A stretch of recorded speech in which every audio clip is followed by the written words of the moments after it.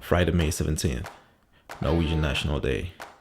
I was curious to see how Norwegians celebrate an important day like this one, so we decided to take a trip up to Bergen, and this is how it all went down.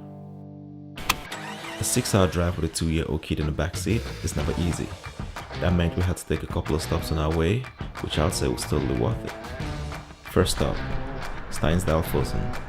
I'm always looking for an opportunity to get the drone up in the air, and this was a good one. After flying for a while, we then walked up the waterfall to enjoy the view. Then it was time to get back into the car and onto the road. We then drove to Odder, where we made it just in time to catch the ferry. The view from here wasn't bad at all. We drove another 1 hour before getting to our destination. Finally, it was time to take some rest and prepare for the next day.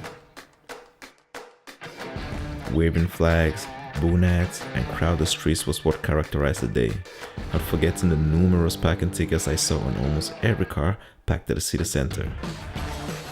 After all the celebrations and chaos, it was finally time to get a bite. I got to share a meal with Guru's family from Bergen. We got so full we had to call it and spend the rest of the day home.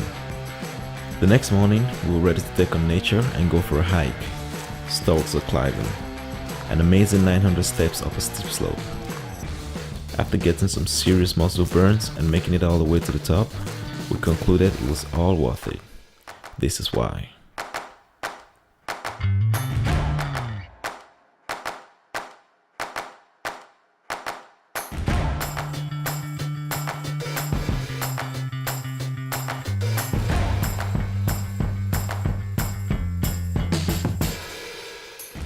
The most beautiful views are always at the top anyways, so we had to get there.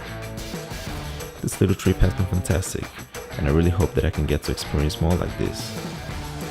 But until next time, I hope you enjoyed this.